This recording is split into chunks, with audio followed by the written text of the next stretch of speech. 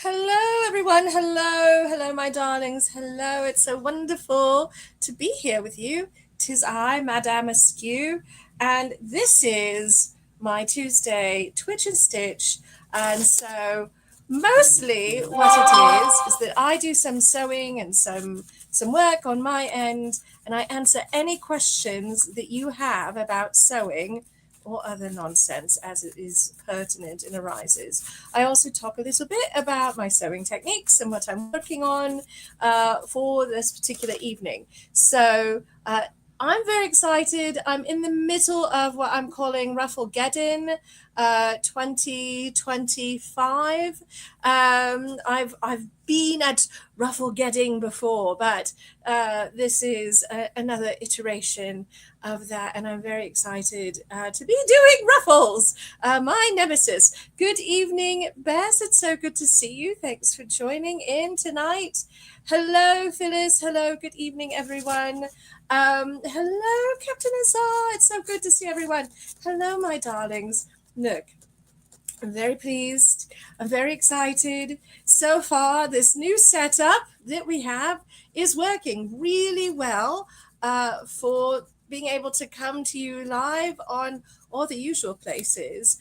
Several years ago, we had to stop doing our Tutorial Tuesdays on Facebook. We've been doing them for years. And by we, I mean me and all of you had been joining me. And it had been a real group effort. And I loved it. I've missed that camaraderie. So I'm very happy to be back. And here we are. So, and happy Halloween month, Joanne. Yes. Oh my goodness, pardon me. And yes, knock on wood, Captain Azar, fingers crossed, all of this continues to work reasonably well. So, but it is the season, and I am ready for spooky season. As you can see, it's my favorite time of year, and I'm working on some sort of like, gothic vibes underpinning set to go with our upcoming very large Dark Academia inspired ensemble that I'm starting on. I don't always pair my underpinnings with the current big project, but I will often do a set that I'm going to wear with lots of things that kind of coordinates with one ensemble just out of fun if I'm doing something really, really large. So that's what's happening right now. And I am going to be prepping and getting my ruffles ready and potentially adding lace to them this evening. So we're going to see how far we get going with that. But one of the things I have to do is measure out how much rufflage I need per row of ruffles. And I've got like two different areas I'm adding ruffles to, which means I'm going to need two different lengths of ruffles. And one of these areas itself gets ruffled. So I don't want to make my ruffles too full because they'll get even more like gathered and more frothy when the base fabric gets gathered into the space it's going into. So I'm going to be making those ruffles about 1.25 times the measurement of the base fabric. So we're going to see what that looks like tonight, and also I'm going to see if I have enough of this lace. Look at it.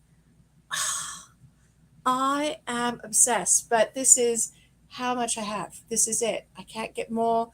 I don't even know where I got it from. I probably got it in Los Angeles in the fashion district, as that is where I get quite a few of my really fabulous trims. If I'm not in New York, I did have an opportunity a few years ago to go to New York, and we also went to the fashion district there and bought trim. It was so fun. It was really lovely. I was quite ill at the time, but it was still an incredible trip, and I'm so happy that I got to do that. I went to the mothership to Mood Fabric, and I made my pilgrimage there and walked amongst the stacks of fabric, and it was amazing. So, all right, this is the fabric I'm using as my base fabric of the petticoat, and we have done a little bit of prep. I've cut out the big pieces. I've sewed some edges. There is some additional content that gets covered for Patreon where I go into the more like fiddly bits, the more complicated things like putting in a placket and facing, which is something that we also have done. So those things are ready to go. But now I have to figure out the measurements of my ruffles. I've prepped a bunch of fabric. I may have to prep more. I realized once I got into it that my plan, whilst absolutely delightful, I may have not planned sufficient fabric for. So I may actually have to go back to the store and get more of this striped fabric I'm obsessed with. It's fine, probably, as long as they still have the fabric. It's not ideal, though. I really do try and buy sufficient fabric the first time I go. And I suspect in the moment I was just doing a rough calculation in my head, and I thought, oh, how many ruffles could I possibly be doing? So many. One of the things I've also done, because I'm going to be adding this froth of ruffles over a very busy print, is that I've gone in and I've marked out the rows for my ruffles, and I'm going to be stitching each row with a contrast thread, so it's very easy for me to see where my ruffles need to be positioned. And I'm not worried about that contrast thread because it's going to get covered by my ruffles. It will be really hidden, and if it should for some reason pop out, it can be pulled. Because I'm just going to use a basting stitch to do that. So it's really just a line of basting, because that's going to be a much easier marking for me to follow than anything I could draw onto the front of the fabric, which will really get lost. Again, this is a beautiful print, but it's a very busy print. And so most of my, tracing tools are either going to be a little bit like delicate. Chalk can get brushed off, and I need this to stay in position whilst I'm doing all of these ruffles, which will be, moving across the fabric, erasing chalk. Frixion pen will probably get lost in the print. Same with pencil. So I'm going to use basting to help me. But also, I've got to do my measurements. Hello, Arctic Peacock. Hello, my darling. Look at you. Thank you so much for being here. So good to see you. So I also have Monsieur Gâteau joining me. He's currently on top of all of my fabric that I need to be working on. Aren't you? Yeah, right there. Look at him. He's just like, Prince of the Palace. Hello, my darling. It's not as though I needed to measure any of that fabric or prep it for anything. Obviously, it's just here for you, for Cuddletown.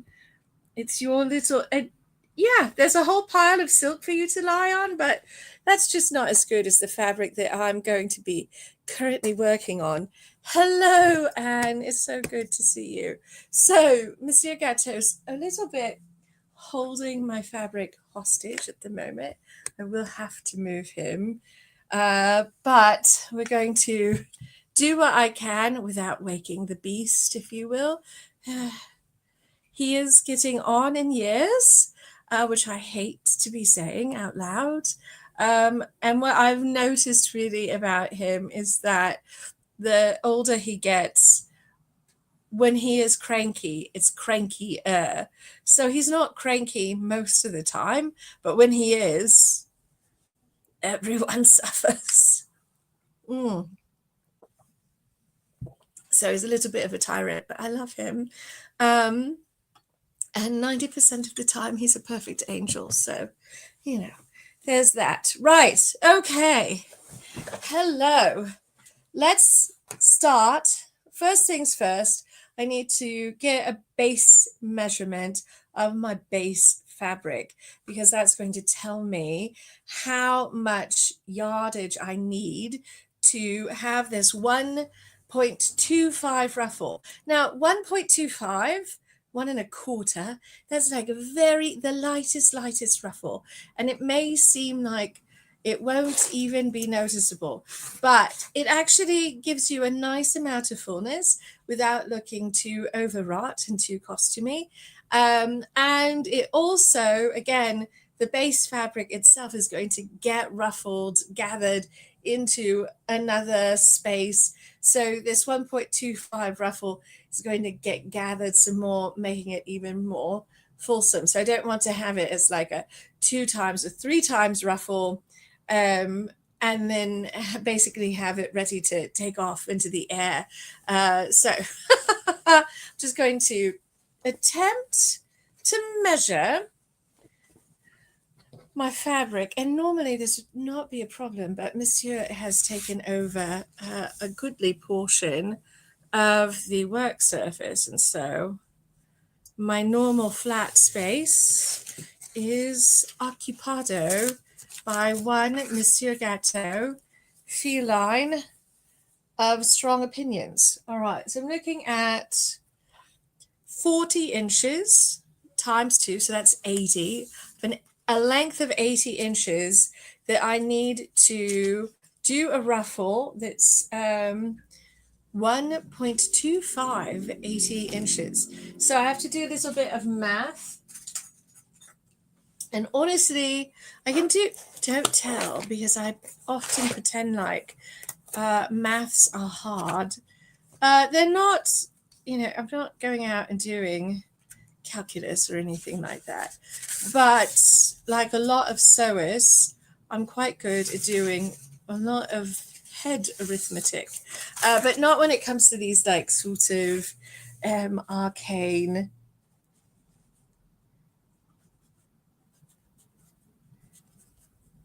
if you will, fractions. So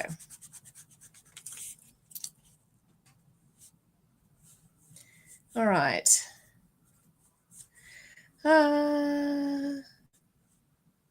Right.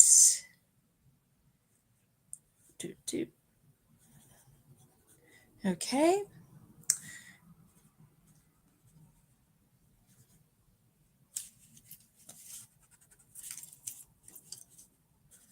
Pardon me while I do maths. And so I need 136. Oh, it's 100 inches, says Alicia. Oh, thank you very much. Alicia, I really appreciate you doing the head math for me. All right, so 100 inches is how long I need my ruffles to be. So Alicia saving us all from my like very tortured maths that I was doing. Monsieur Gâteau is now also helping by trying to chase the tape measure. Monsieur, so kind, so helpful, so absurd. So when I am adding lace to the edge of a ruffle like this, I have a few options depending on the lace. If the lace has a beautiful finished edge on the top, sometimes I leave that edge exposed. Ooh.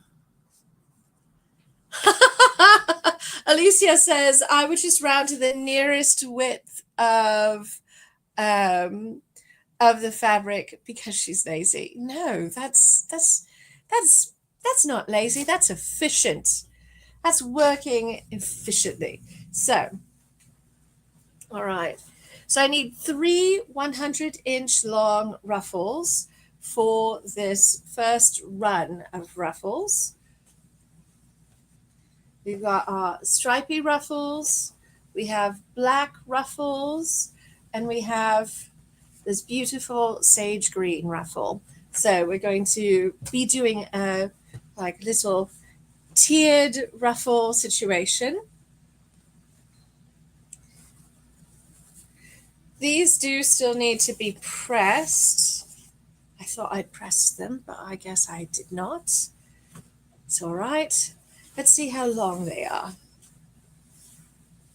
So often when I am doing this kind of mass ruffling, I just cut a bunch of fabric of the right width, do sort of a rough calculation, and I sew it together.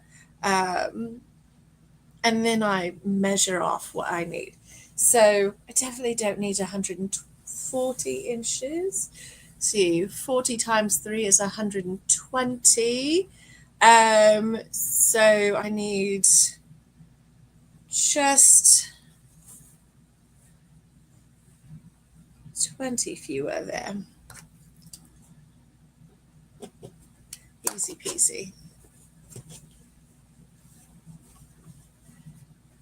Most of my ruffles are cut straight on the grain for this because it's a underpinnings, and whilst I do want it to be fulsome,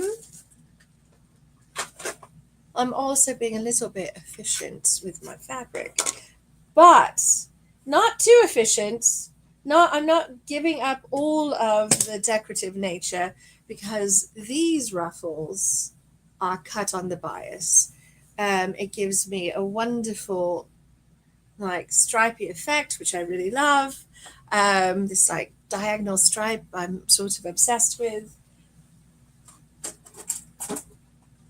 And you'll be able to see likely in the garment, if you're looking closely, that the ruffles cut on the bias have a little bit more body than the ruffles cut on the straight of the grain.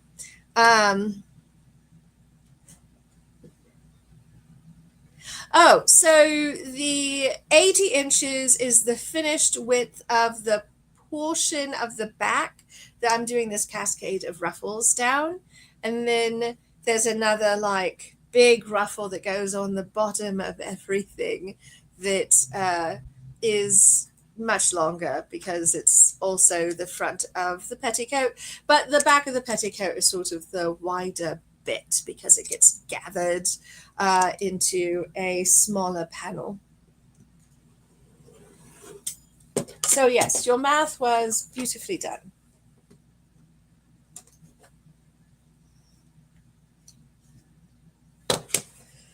All right.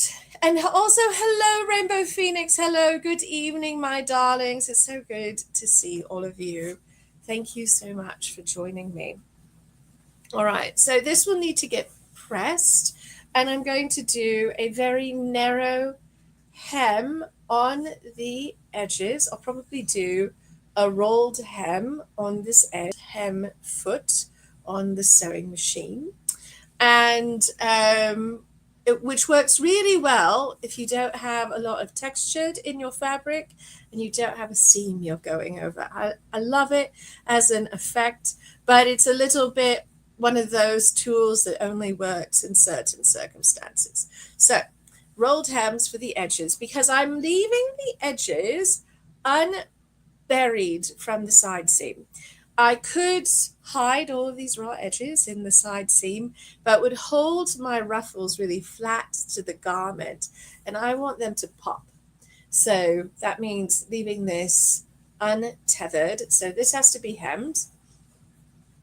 And then I'm going to be adding lace. I think this is the lace I'm going to be using for the green fabric, because it has this beautiful floral motif that picks up the flowers of the print. So let's see how much of this lace I actually have. Right, I'm going to need at least 100 inches, but possibly more than that. Because I'm planning on doing this green twice, and I'll need to measure out that length. But first run first. Also, why is this so tangled? Who did this? I did not put this on this spool, and it is fascinating. All right, let's see. Really? Okay. Okay. Well, all right. No, they buried the. How did they? I don't know. All right. It's very obnoxious. Okay. Someone did a bad job winding this lace onto its spool, and it's like kind of tangled on the spool. It's fine. 40. Almost 80.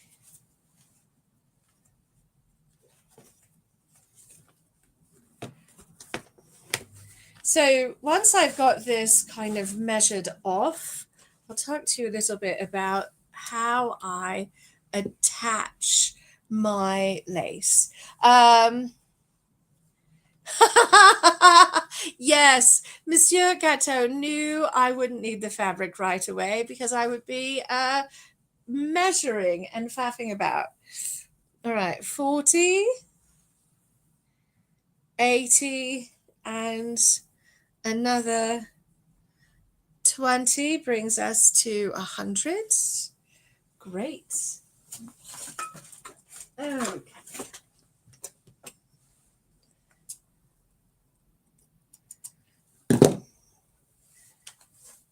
So we've got lace and we've got our ruffle. I'm going to prep a few more ruffles because, you know, I like to do all of the prep here and then move us to the next station. So we're not doing a lot of seasick, moving back and forth kind of nonsense. Oh,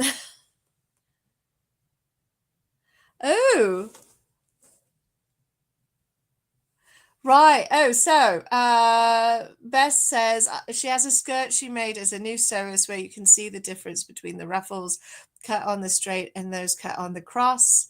One is beautiful and neat, the other is puffy and disorganized. Oh no, the pieces are all in one single ruffle, which really bothers her now. Yes, I think I can get away with this because I'm doing the different fabrics in different rows of ruffles. And, you know, it could turn out that I look at the difference between the straight of the grain and the bias. I'm like, this is terrible. I need to redo the straight of grain ruffles as bias. That would be a very sad day for me. But I think because they're on different rows, I'll be okay with it. I really want that striped fabric on the bias because I just love that diagonal effect.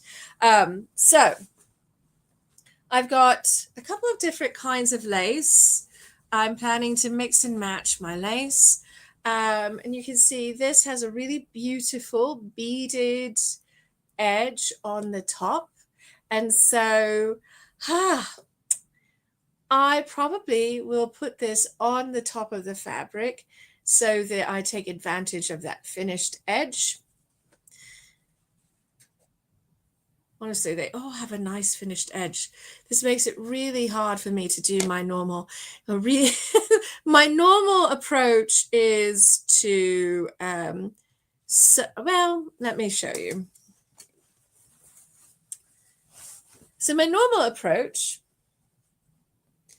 is that I sew the lace right sides together with my fabric, and then when I turn that edge under, I top stitch right along the lace, and it gives this really beautiful finish like so.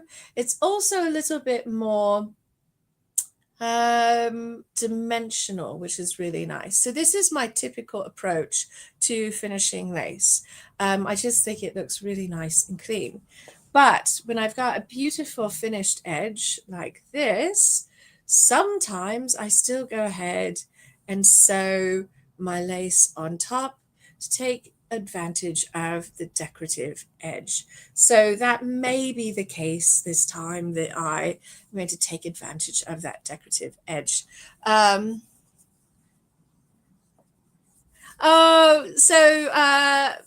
Bess says about her skirt from her early days of sewing, it was a learning opportunity, and she still wears the skirt occasionally. Yes, look, I find I always have learning opportunities in every garment I make, and I still wear them no matter what the little flaws are, unless it's really deeply uncomfortable. That's a different story. Um, if it's uncomfortable enough, I will take it apart and fix it, which I've definitely done with a few things over the years. Most notoriously, the green and gold ensemble. I initially sewed the sleeves in wrong, and so I couldn't lower my arms or straighten my arms out whilst I was wearing it. It made it incredibly uncomfortable to wear. I wore it like that precisely one time for about 12 hours. And at the end of that 12 hours, I had the most excruciating back pain of my life, I think. So I did not wear it again until I had taken those sleeves out and positioned them correctly. And now I am so scrupulous about my sleeves because those sleeves were positioned approximately a quarter inch off, twisted from where they were supposed to be. So I hadn't even made like a grave error. It was just enough. So I'm very careful now. It was miserable. All right. So we need to set this aside. Ruffle number one with lace number one.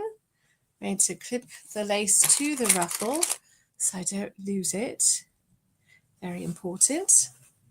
So we've got this fabric with this beautiful lace. Now let's see how much of the gray lace we have. Because I'm obsessed with this gray lace, but I have very, very little. So it's a big commitment to use it for this project.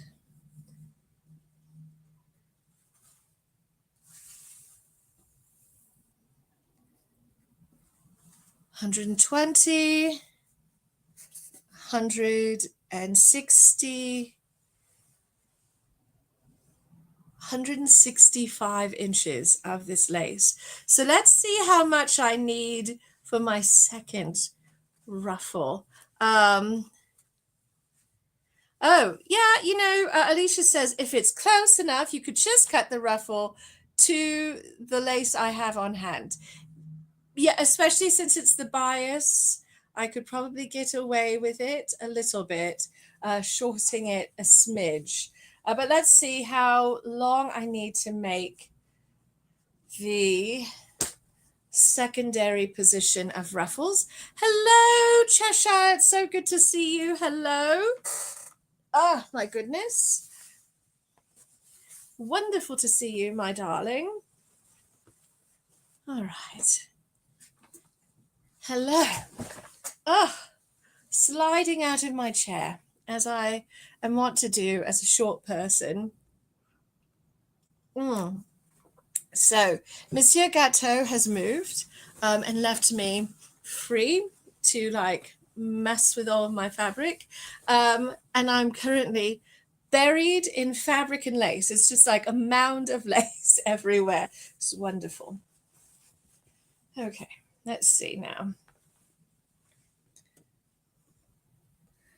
So this one is going to be 40 inches. So Alicia, what is 1.25 times 40 inches?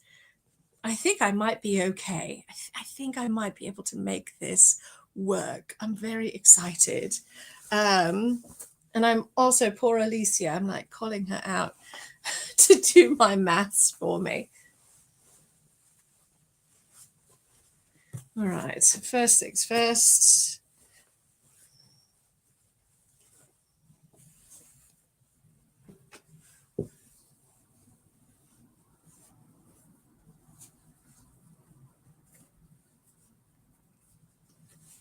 $50. All right. And Bess says 50. Confirmation. All right. Exit.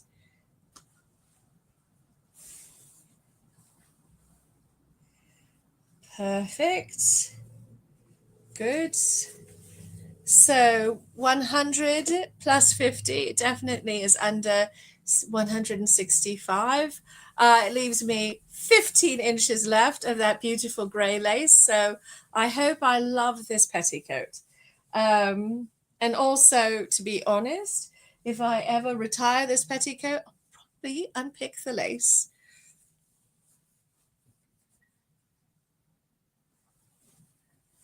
Okay. Excellent.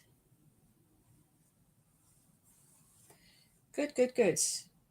Also, it means I don't need to go buy more of this striped fabric. Isn't that nice? That's nice. Me measure twice, cut once, as they say in the carpentry biz.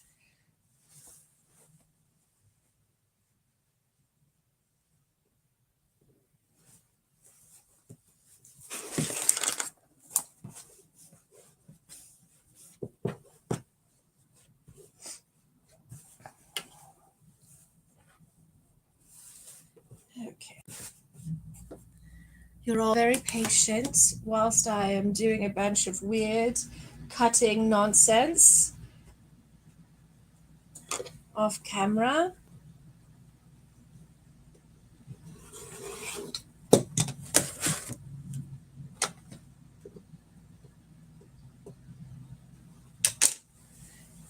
It is so fun though as a fabric, right? I love this stripe.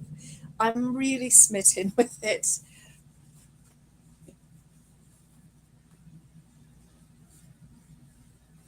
I'm definitely going to be using it in some other places on the garment as well, or at least on the underpinning set, probably for the Grand Arbiter's drawers that I make him. Those cursed things. I'm putting them off a little bit, partly because they are cursed, but also I think I'm going to do the petticoat and then the bustle cage, or maybe just start the bustle cage. I have to order some bits for the bustle cage, and I need to order some bits for the corset. So maybe my dream of avoiding the gentleman's drawers is not to be. Oh, yeah, no, my shirt collar is in fact kind of choking me with bony hands. You can't see, I don't think, but it's really like a little heart situation made out of skeletal hands to go with my skeletal hands in my hair. It's just like a skeletal moment, is what I'm sort of getting into. So, one thing I'm going to do with this lace, however, is I'm not going to cut it until I am stitching it in place so that I save every little inch of it. Because I love that lace, and that 15 inches that I have left over, I will save and do something with.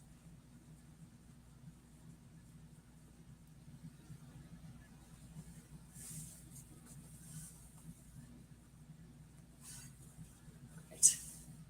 'Tis the season for skelly hands and all sorts of spooky nonsense, as Cheshire says. And it is my favorite season. So we have lots of special guests this month for our Friday teas this coming week.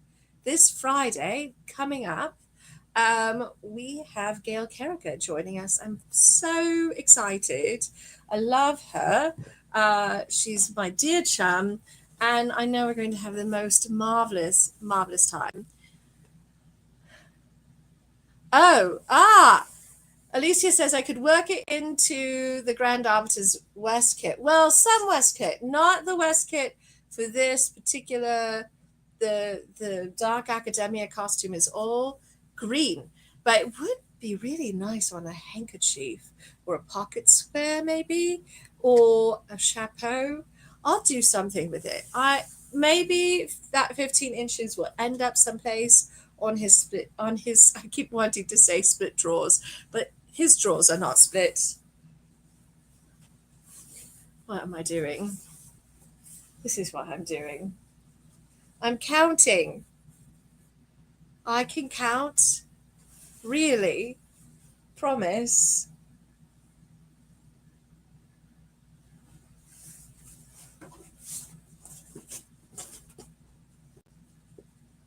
Sometimes, clearly, I lose count. So it would make a beautiful handkerchief. It's really stunning lace. I wish I remembered where I picked it up. But I don't remember anything about it.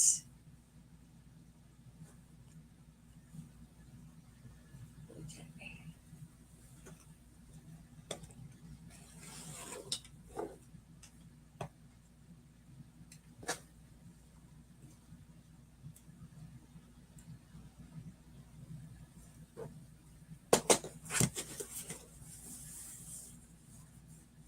Ruffle number 2.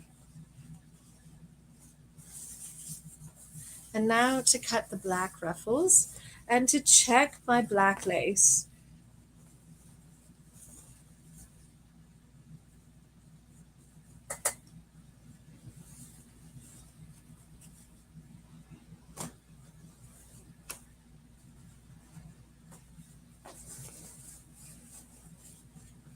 Making certain that I am keeping everything straight.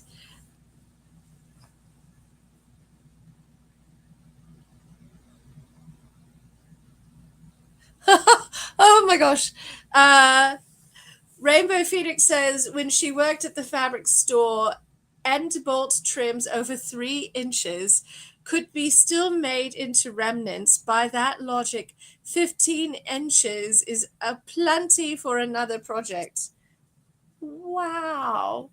Oh my goodness. Have Anne wants to know if I've done a reverse image search for the lace. No, I haven't. I have not done that. That's a good suggestion. And maybe I will do that. 40.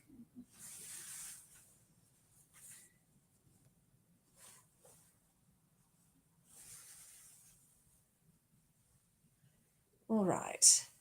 Prepping all my fabric to become ruffles.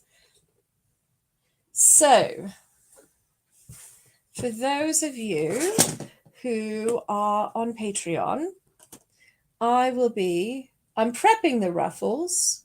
I'm doing the trim on the ruffles today, but I will start attaching ruffles on Sunday on Patreon.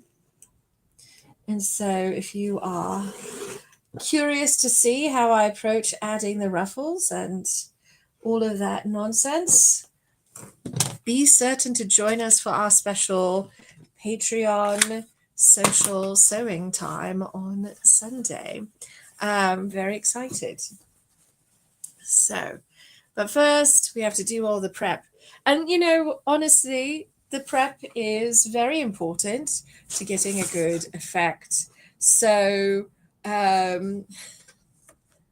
this is something I think that has improved my sewing immeasurably, is I make certain to take all the time that I need to do the prep, because even if it's tedious, it makes a material difference, if you'll excuse the pun, for the finished result.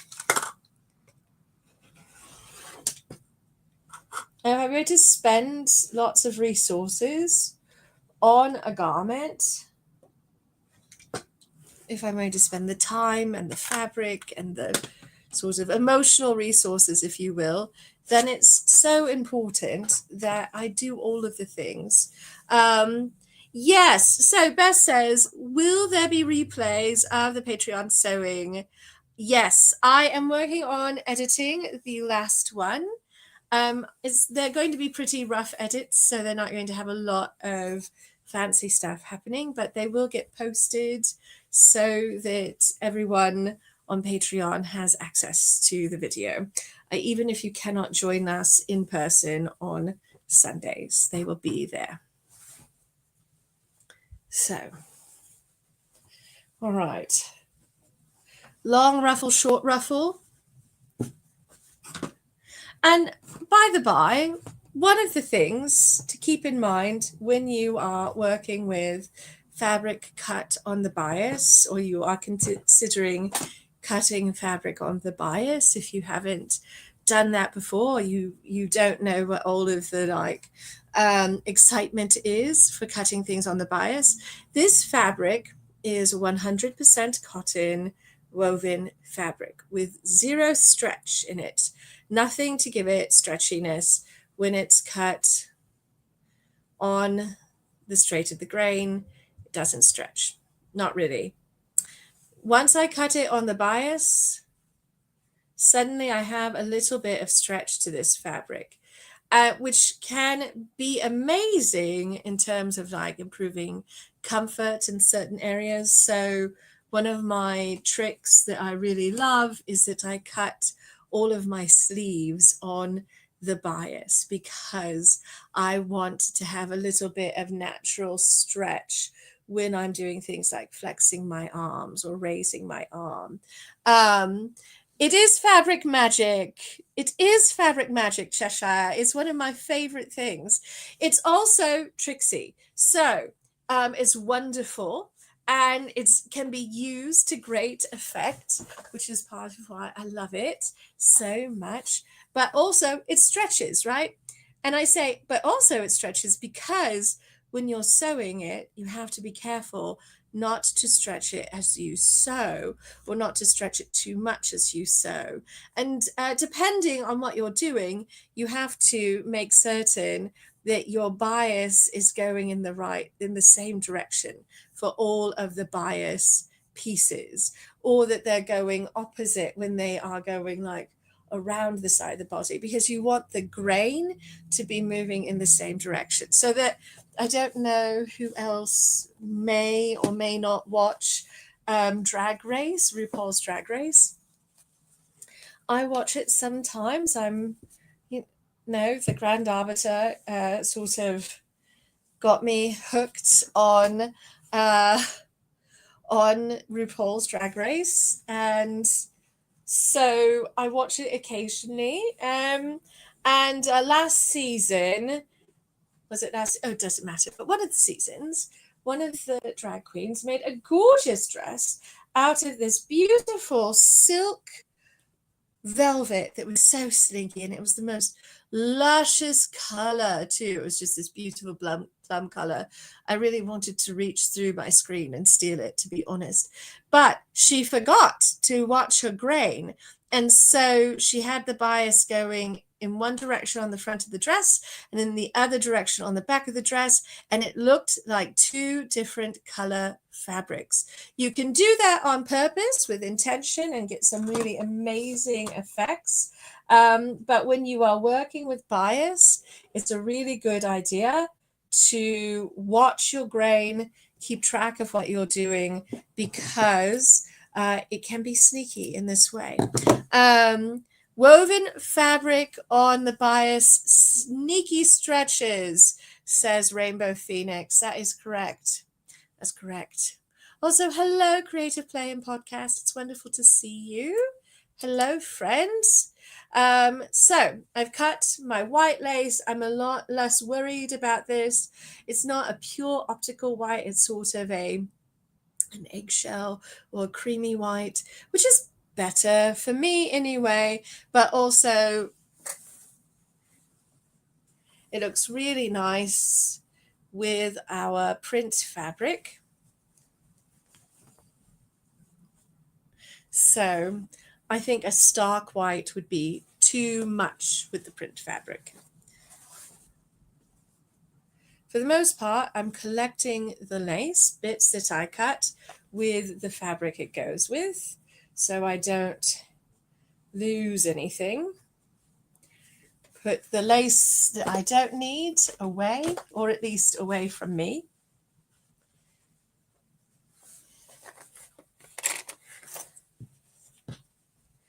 Very important to do something to keep yourself organized when you are working on a project like this with lots of different bits that are in motion. All right, so the last lace I'm planning to use is this gorgeous black lace, and I love this lace. It's got a beautiful weight to it. This I definitely bought in New York, in the fashion district there. I had a plan for it. We did not end up making that garment. I've used some of it to make a hat, and it made a gorgeous trim on my hat. You could do so many things with this lace. It's really exquisite.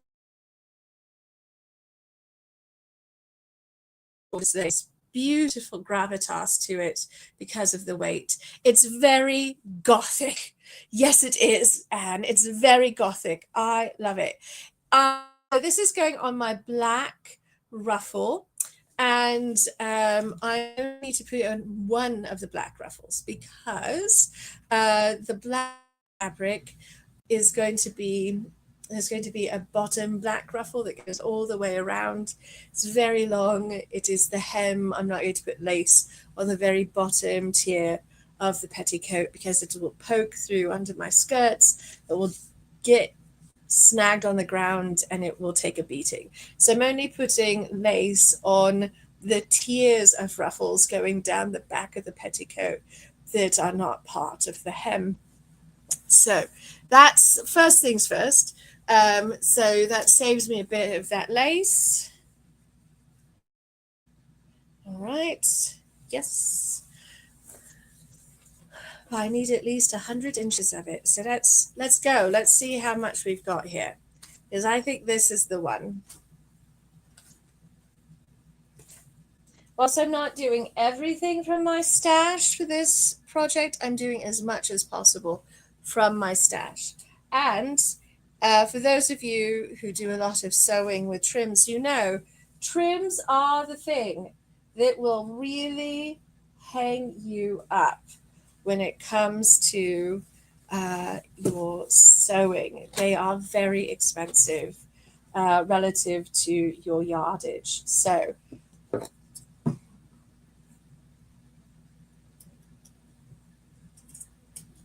all right, I have enough.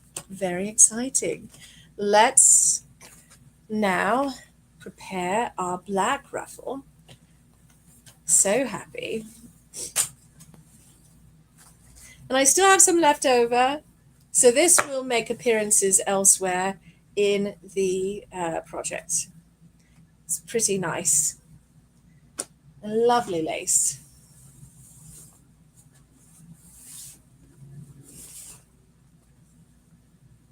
I have plenty of this black fabric. The black fabric and the floral print actually both come from my stash. I did not have to buy either of those.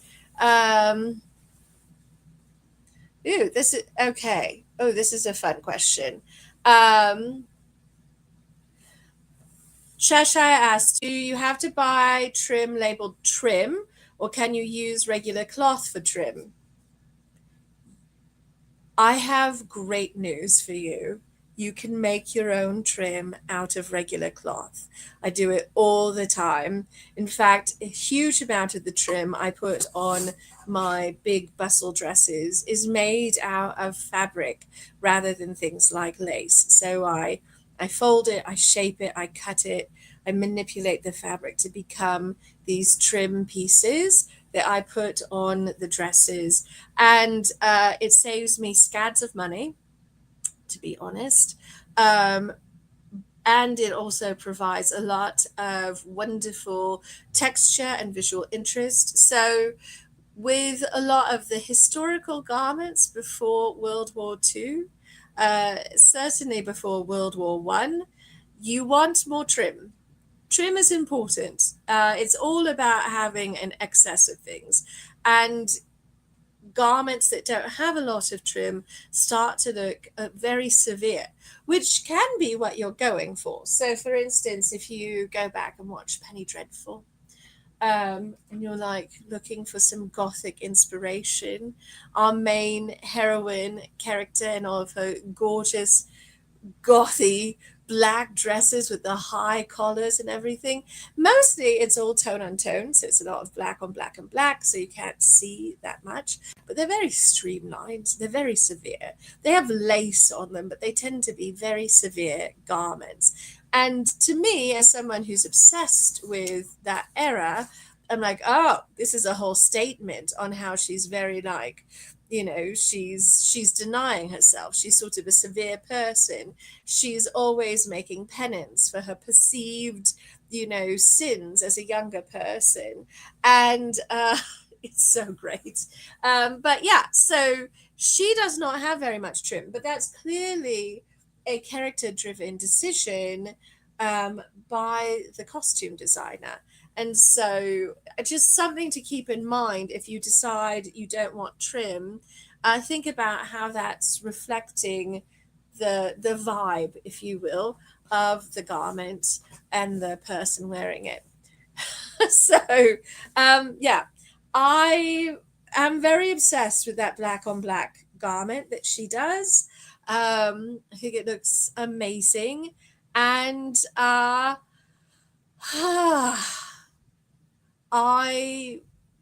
am often tempted to do something like that. The big problem is that if you don't have a lighting crew with you and you're going up on the stage to be theatrical, a lot of that black and black trim gets really lost to 3 feet away and you can't see it. When you've got beautiful cameras filming you with a beautiful lighting system, that really helps make certain that people can actually see your details. So I tend to eschew the black on black on black for stage purposes, but in my personal life, I love it. Okay. So, all right, we've got our black ruffle. We've got our 2 green ruffles, our 2 gray striped ruffles, our black ruffle that's short. And then we have a big black ruffle that goes around the entirety of the bottom hem of the petticoat. So these other 5 ruffles are going to be in a cascade down the back of my petticoat, alternating. And so I need to go and stitch them and prep them now. Very exciting. Happy to be at this point of the process. It's always good to feel like things are starting to come together. I really like the stitching and I like the designing and I love the wearing, but there are some pieces in between those stages where I'm like, oh, can't the pixies just do the cutting for me? Can't I find a bored, hellspawn who would like to do some pressing? It's very warm. They like the heat. Maybe they could press my fabrics for me. Ooh, my gosh.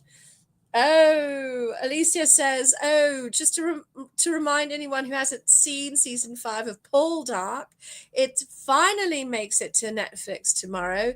Speaking of trim and its uses as a symbol of class. Oh my gosh. Look, truly, Poldark is an incredible meditation on class and other things. So beautifully acted.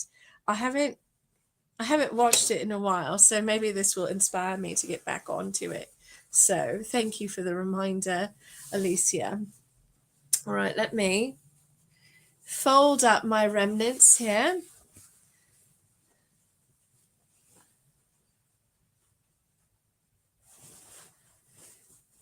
This part is sort of like excess steps, but I do tend to kind of tidy my workspaces in between. working on them, or at least to fold fabric up and sort of organize things. So I'm not coming back to the big, like, jumbled pile of fabric and trim that Cake has turned into his own little nest, if you will. All right. So, lace, fabric, we are set. It's time for me to drink some tea before we move over to start doing some stitching and pressing and things. Oh my gosh. Beth says, if the Pixies could cut out Mark and do the fittings, that would be amazing. Leave me to the designing and making and wearing. Absolutely. 100%. I agree so much. Even though I'm like very, very happy to share what I know and understand of fittings. Oh my God. I would rather not do it. Also, that was because I accidentally had draped some of my fabric into my teacup. Fortunately, it's all cotton, but I did just accidentally tea dye a corner of my petticoat.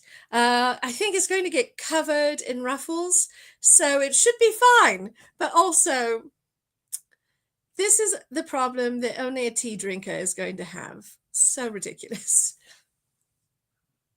Mm. Oh, Alicia's been fighting with animals the animals have been fighting for space with the iPad. They think she has treats and they are wrong. Yes, I have to bribe Monsieur Gâteau before we get started because he knows that sewing time is also treat time. And also, before we move, before we do the whole like transposition into the second half of the workshop so we can get stitching and everything, of course I have to drink tea and have a hot flash at the same time. It's magical. Also, I feel like this is a very goth looking live stream tonight. It's like, here's the cauldron, we've got skulls going on. I'm wearing my planchettes. It just feels very delightfully goth and makes the youthful me quite pleased. All right, good. I had to have the tea. Oh, all right, look at this fan. Look at this fan. I love this fan so much. This fan is from 1998. I've had it that whole time. I love this fan so much. It needs a little TLC, but I feel like it's held up beautifully since it's almost 30 years old. I think it tells you something about me as well, maybe a few things, but I love this fan. Absolutely. I'm pretty sure it comes from a shop that is in the sort of San Francisco Bay Area in Berkeley called Tale of the Yak, which is a shop I have always loved my entire life, mostly because it has a lot of skulls and things like of that nature. I don't know why the Tale of the Yak has so many skulls and is called the Tale of the Yak instead of the Tale of the Skull. I'm not in charge of naming it, but it's a beautiful store if you're ever in the Berkeley area. If it's still there, that is. So my favorite now deceased skull mug came from that shop. It was really beautiful, very folkloric skull. Also, yes, it is a great way to start spooky season. All right, my darlings. Now is the difficult time of moving things. Oh my gosh, Anne lived in the San Francisco Bay 30 years ago. I love that part of the world. I've spent a great deal of time there over the decades of time traveling. I've been there in many eras, and it is very dear to my heart. So, and my dear aunties, my wicked aunties of the West, live in that area. And so they are responsible for a great deal, probably including this fan. So my aunties are wonderful, as aunties tend to be. All right. So when I'm doing this during class time, I just take you with me, and it's kind of a big mess and nonsense, and everybody's very, very patient. But I think there is no, I don't know how. As you say, I think there's a way to pause things, but just bear with me because we're going to move to the sewing machine now and start prepping ruffles. Look at all of this nonsense. All of this needs to get hems and gathering options and trim and all sorts of stuff added to it. So we're going to start doing that thing, and I'm going to talk and move as quickly as I possibly can without also dying. That would be a real bummer, if you know what I mean. So here we go.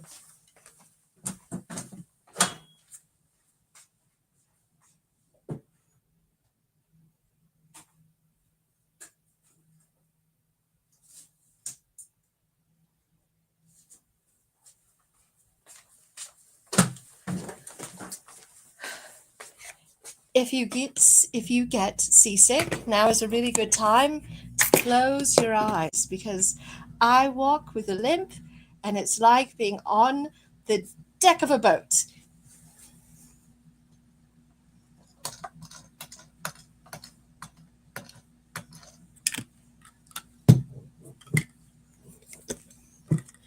Here we go.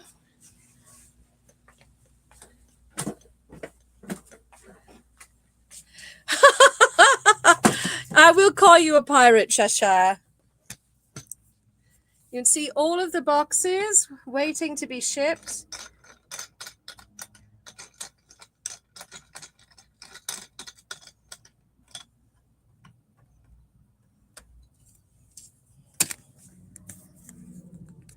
And here we are in the cockpit.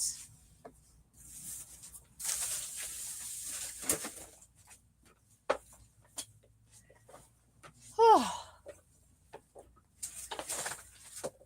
All right. Alicia says, time to get iced tea. Yes.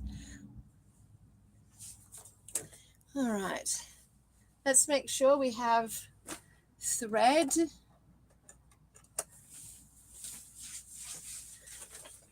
Yes, we do. Very important. Things we don't have, much bobbin thread. So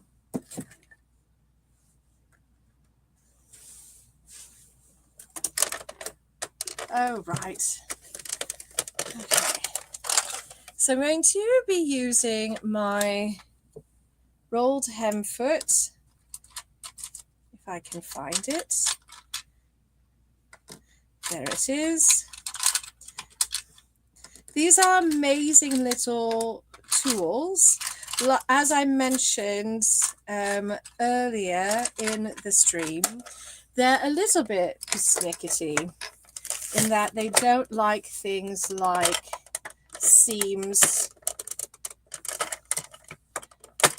They don't like nubby textured fabric. They'll get hung up on the textures. But they have this little curved bit that will like curve your fabric into a rolled hem. Very handy for certain projects. And this, I think, will be really good for the side hems of my ruffles. Oh my goodness. I'm really sliding out of my seat so much today.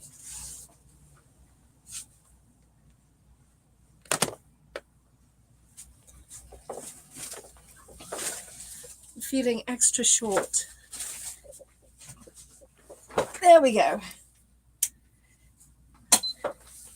I like that sometimes when people haven't met me, they assume I'm a good 6 inches taller than I am. It's very, very kind. But I am a short person with big hair.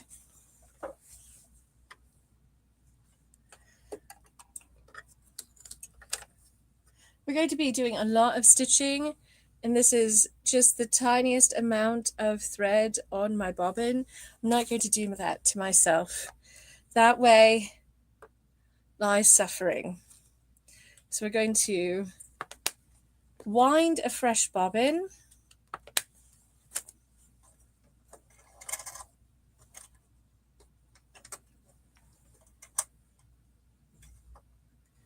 I am back using my Janome that I'm very familiar with.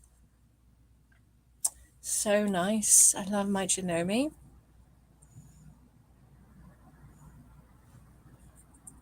It was in the shop for a bit, getting some TLC.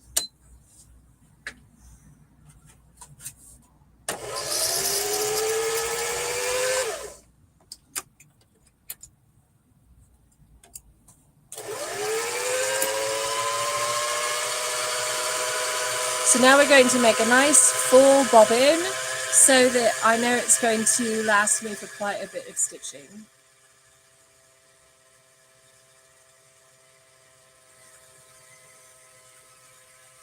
I'm so short, I have to stand up usually to see what's happening on top of my sewing machine.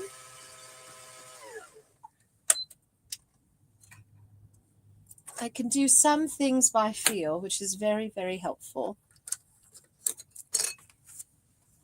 But only with the Janome because I've used it so much. My arms are so tiny. Cheshire knows. Cheshire has seen me in person. They know I am a shorty.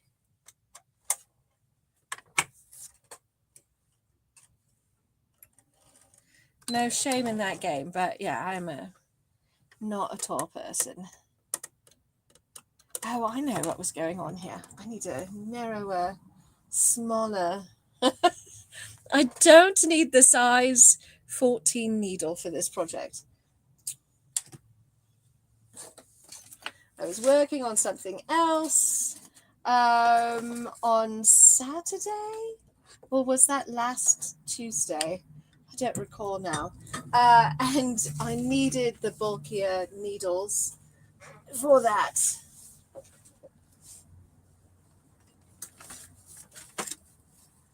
All right, needles, there you are.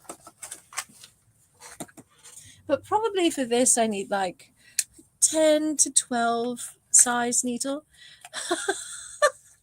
Oh, Alicia has to finish dishes from dinner. That's terrible. Insult to injury. Anne says, tiny arms like our beloved Godzilla. Thank you. I appreciate it. Okay, there we go. We've got a nice size 10. That should do.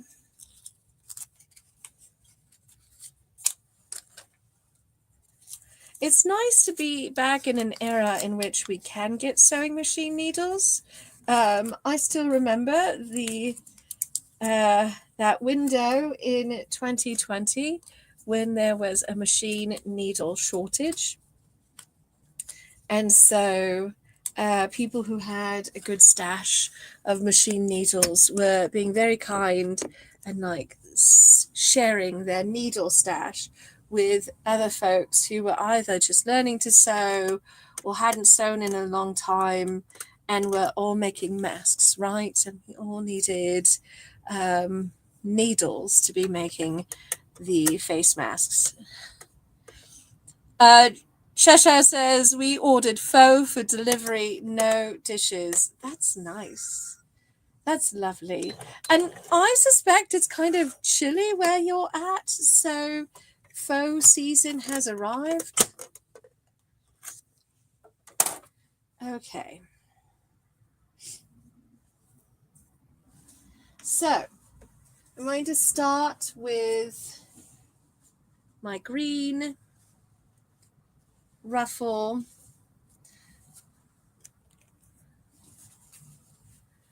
I'm going to put a little rolled hem in the edges.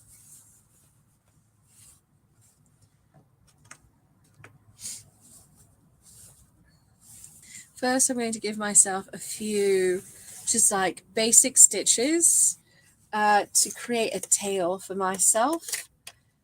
It can help with positioning your fabric for the rolled hem. Again, it's a little fussy, so let me get set up here and then I will show you all what I mean.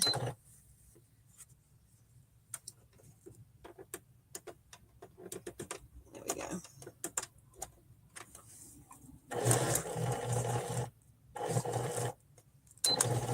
All right.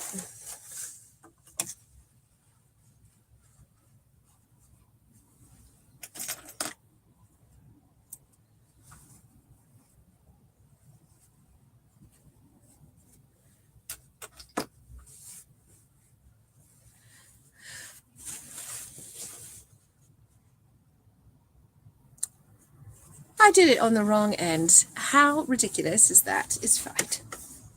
Make sure that you are ready to do your rolled hem with it rolling to the wrong side of the fabric and not the right side of the fabric.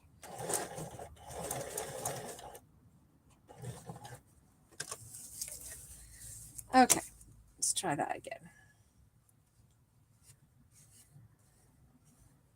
So you're making a little handle for yourself out of threads.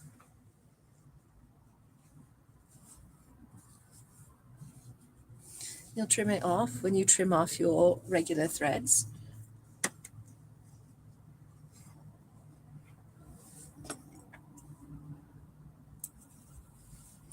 See if I'm actually remembering what I'm doing and not just telling you things that are lies. Okay. I'm going to take you in, see how we get on. Worst case scenario, it looks terrible and I have to unpick my stitches. Okay.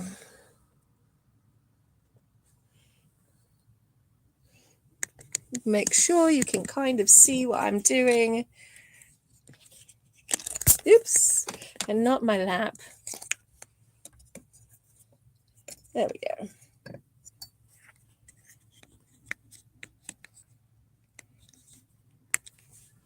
All right, so I've got my thread tail here. Which I want to use to help me get started here.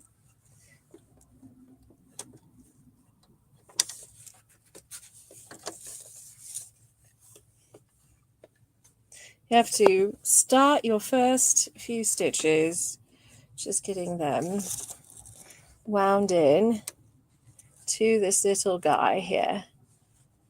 And I feel like my tail is not helping as much as I hoped. There we go. All right, so get your tail in there and the foot should do most of the work for you. You can see I'm sort of like holding the edge up as I go.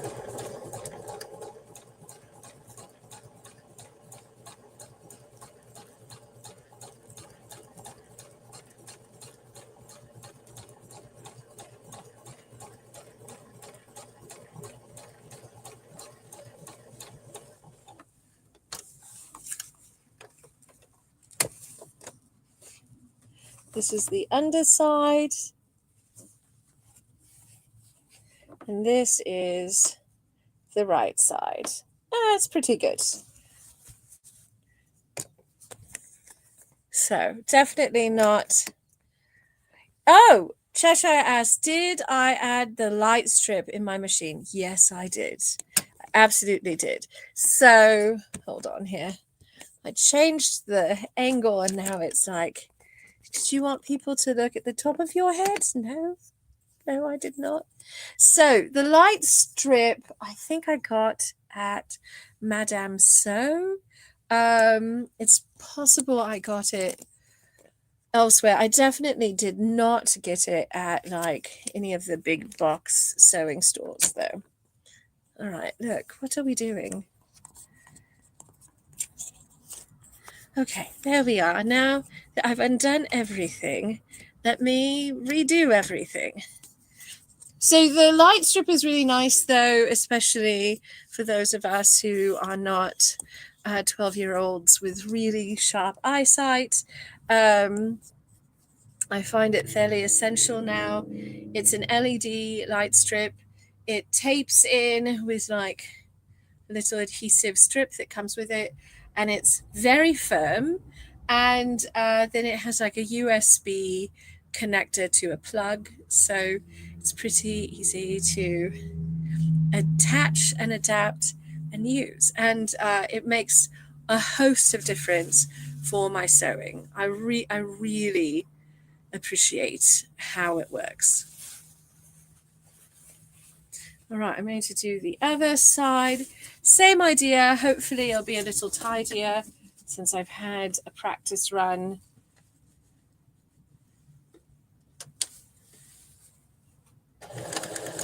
I don't use this attachment that much anymore.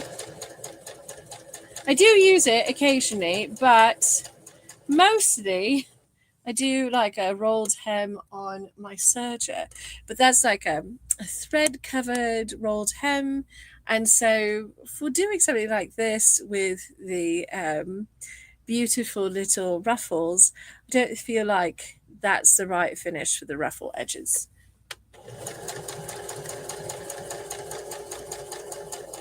So this one went into the little groove a little better. It turned out a little nicer.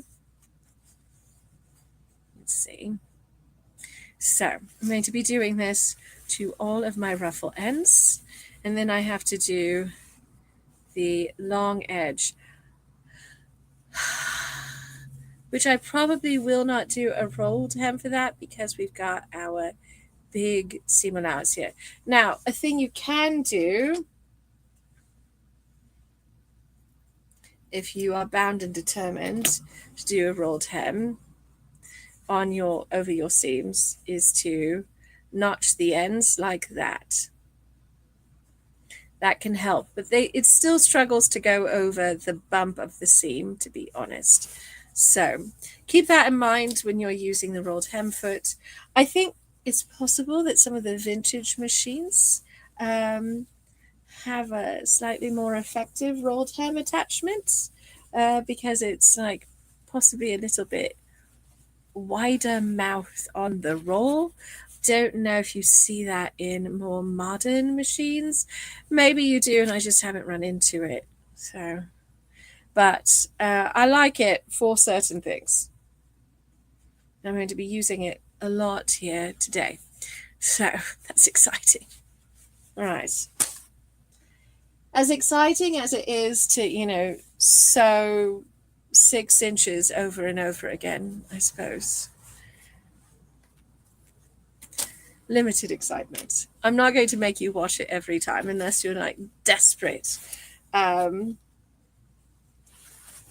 again, the big thing is you want to make certain that your wrong side is up, and that way your rolled hem rolls to the back of your garment so it looks more finished on.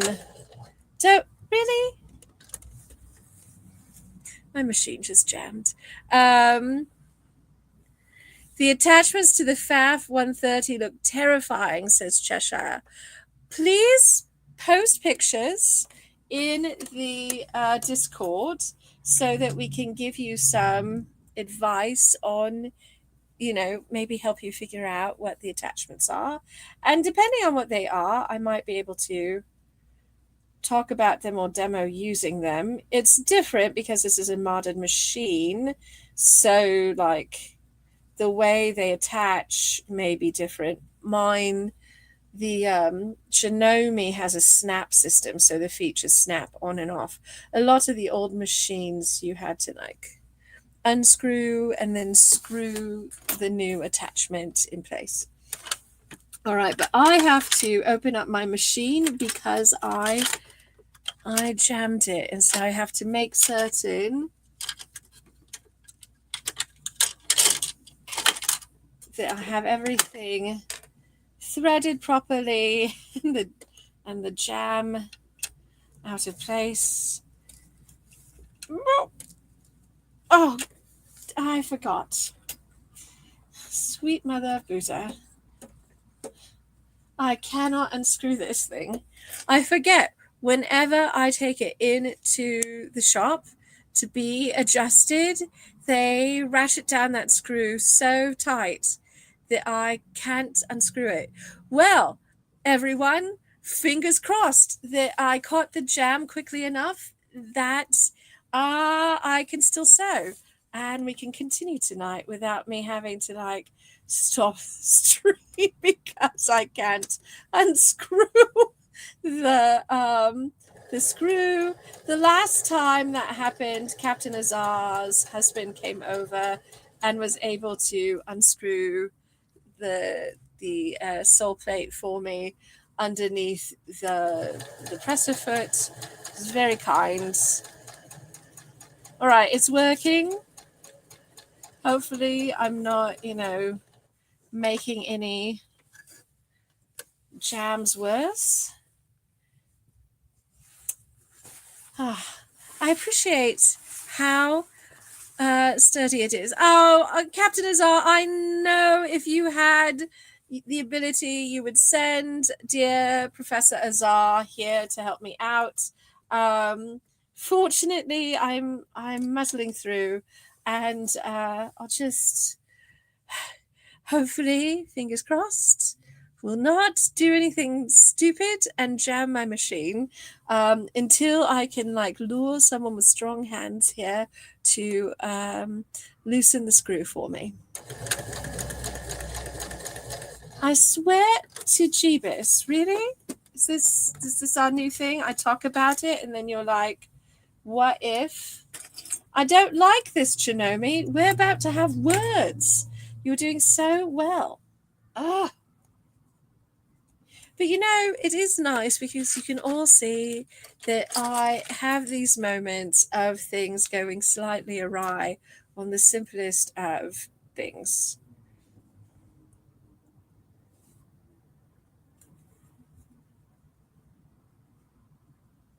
Right, look you.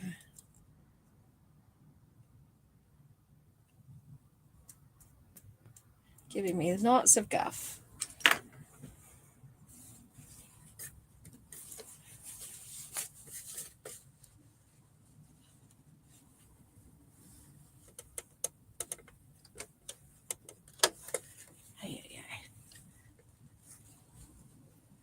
All right, look, sewing machine. You are strong. You are capable. You are loved. You can do it. Definitely giving my sewing machine a little pep talk. Ugh. That one's really...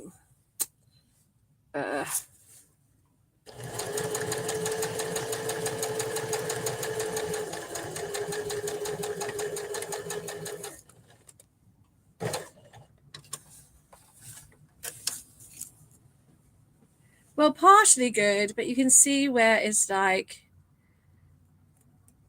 a little messy. Don't forget, please. Oh, what am I forgetting? Joanne, what am I forgetting? Also, I will try not to forget. Oh my goodness. I love my Janome. I love my Janome. It's such a good machine.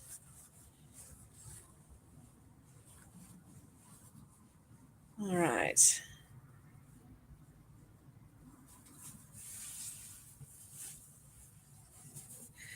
Oh, to say please. Don't forget, please, to say please to the machine. Oh, yes. Joanne, you are so right. Please, Janome, please cooperate. Please do my bidding. Please don't jam, Janome. The Hemsworth Hemmer. It's a good machine.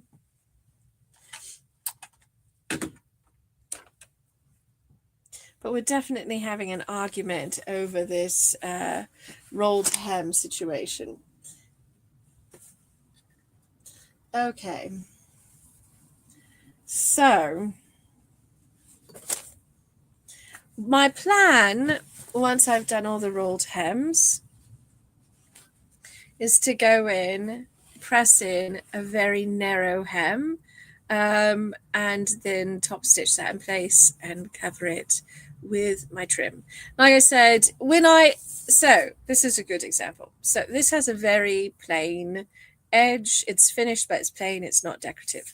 So when I'm dealing with this sort of lace with a very plain top edge to it, it looks really nice.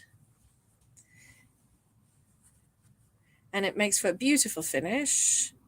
If I go in, I sew it right sides together, like so. Because often lace has a right and wrong side, so it's really hard to see on camera, but there's like a sheen or a difference in quality to how the stitches look on one side. So that will always be the right side, the one that looks nicer. So I stitch right sides together, and then I fold it under, and I top stitch or edge stitch to hold it in place, and it makes for a really nice finish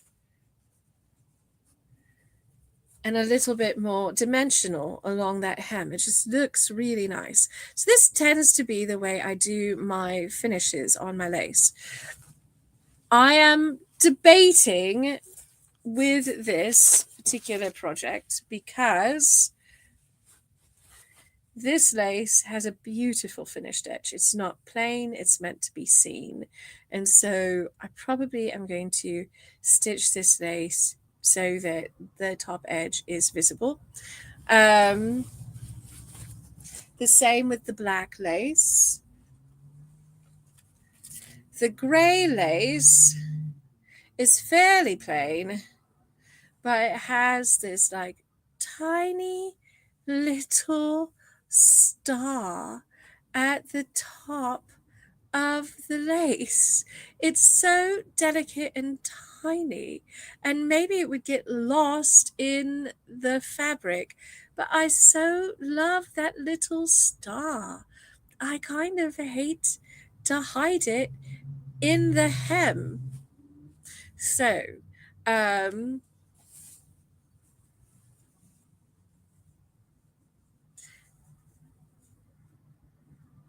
it does disappear a little bit.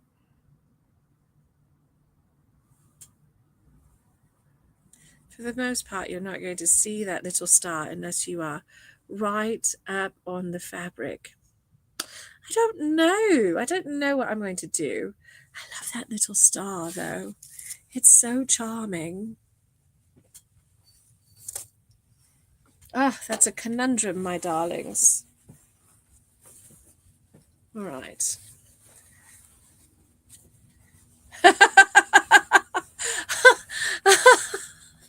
Joanne says, I always say please and thank you. Since I always say please and thank you when the machines take over, they'll like me. Honestly, that's very pragmatic, Joanne. It's good reasoning. We want friendly robots. Bess says, apply on top, keep the star. Okay, thank you, Bess. Isn't the star, darling? It's such a sweet, lovely little detail of this lace. I can't get over it. All right. Janome, please cooperate. Please do the thing. I'd be ever so grateful if you would do the thing. Please and thank you. Yes. Joanne, maybe it's working.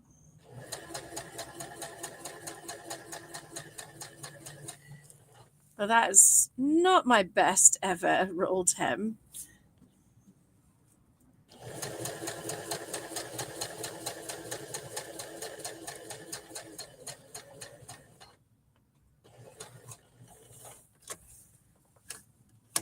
I think you can see what I mean, that the rolled hem is a fun little feature, but it can be a little fussy. Oh, Alicia says, I would leave this top star exposed. No one will know, but I will. Yes. And as Beth says, even if you are the only one who sees it, it makes you smile. Yeah, I love the star. Thank you. Thank you. I appreciate solidarity. We're here for that star. It's so charming. I just love that little detail. Someone made that decision, the designer or, whoever created the pattern for that lace. It's definitely machine lace, though. All of the almost all lace that you're going to get at a reasonable price, even remotely reasonable price, is machine made. It's very rare to just like have handmade lace unless you are using antique handmade lace or you're a lace maker. Most of us are dealing with machine lace. Nothing wrong with that. The quality of machine lace can be quite nice. So, but that means that the pattern is created and it's a program that goes into a machine. So someone made that decision, though, to include that little star in that lace.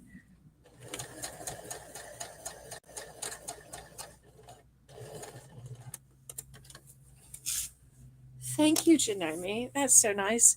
Perfect. That one was perfect. Look at how nice it is. So perfect. Oh, Janome, thank you very much. All right. So as I said, these still need to have the seams pressed open before I fold up my hem.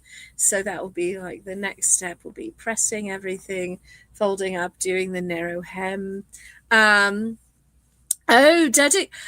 says machines can't crochet. Is beautiful. So you can get crochet lace. That's true. That you know what, I was not even thinking about that. But like lace like this is machine made typically. Once upon a time, people did hand make lace of this caliber all the time. And there are a few people out in the world who still do hand lace making, and they are amazing, and their lace is amazing. But you're right, Bess, I am so forgetful because you can do knitted lace and crocheted lace, and it's so stunning. I know Bess just made these beautiful lacy garlands that look like webs, and I'm so obsessed with them. A really stunning piece of work. Ooh. So Alicia says, if I had been using the grey trim on a bodice, I would have added a bead or rhinestone to give it some jazz, right where the top star is. Absolutely. If this were not going onto a ruffle on a petticoat, I would add a little bead or a little gem or something right there at that star. Very tiny, like a size 10 or size 12, one of those 1 or 2 millimeter rhinestones or tiny seed beads. It would be so beautiful, though. All right, look you. Okay, here we go.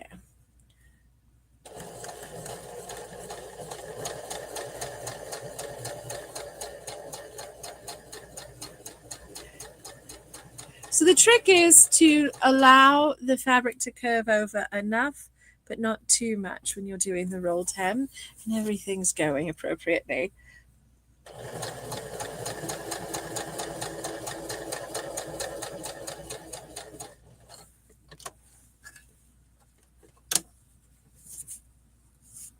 It does make for a very neat, very tidy little finish. It's wonderful when it is functioning. So, and I'm very happy that it's mostly working today.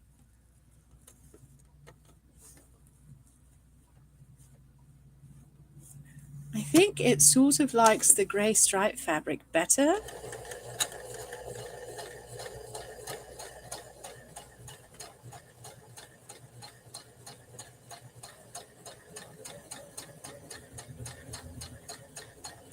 Which is interesting because that's the fabric I cut on the bias.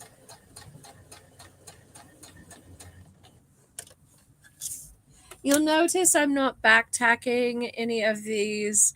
That's because I know that the ends are going to be buried in other seams. So I'm not worried about them coming unstitched.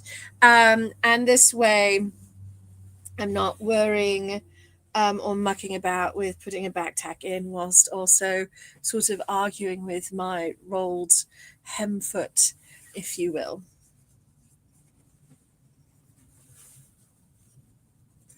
All right. Black ruffle.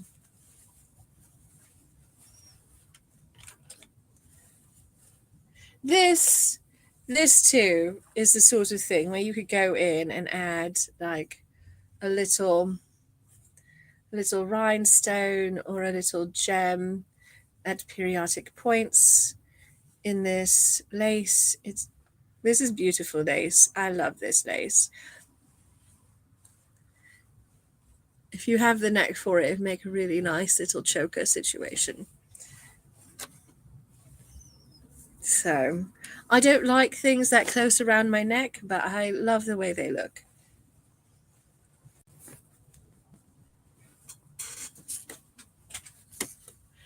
Okay, and now to do the rolled hems on the black.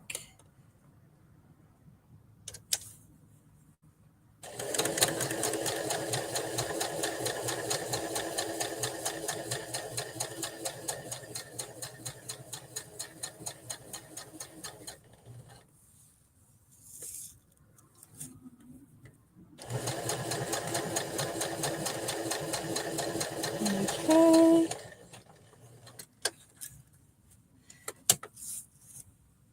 I would want to muck about with this a bit more before using it on a vintage machine, in part because with the vintage machines, if you sew off the edge of the fabric, you are going to cause a jam in your bobbin carriage. And the way I'm used to doing the rolled hem on a modern machine, I sew right off the edge of the fabric. So I'd need to really consider options and techniques for doing that on a vintage machine, so I'm not like making my life miserable. I mean, a jam on a vintage machine is a real bear to undo. Outside of my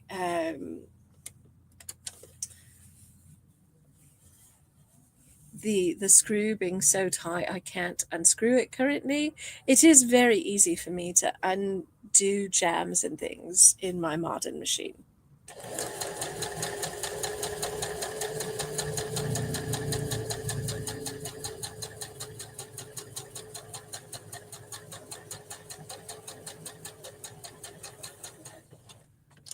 All right.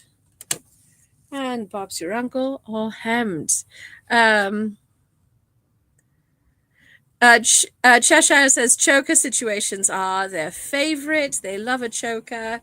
Look, I love the way they look. I think they are so elegant and beautiful. And I'm obsessed with those corseted neck pieces.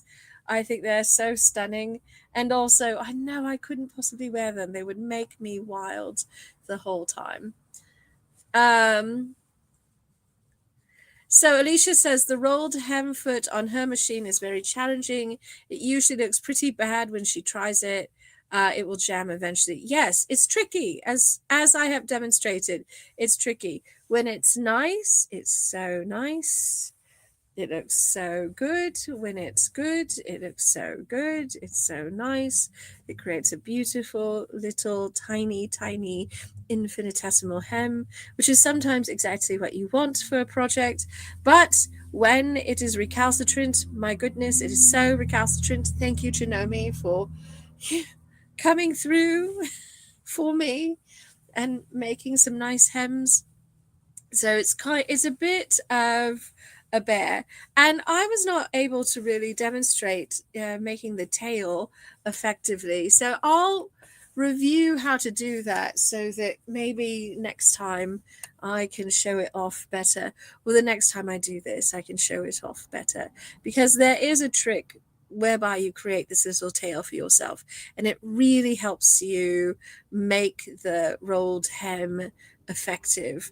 But also, again, type of fabric, thickness of fabric, and texture of the fabric. The rolled hem foot is not a universal tool. It's a tool that has finite usage for finite fabrics. So it's great for something like silk organza if you're doing a veil or something like that.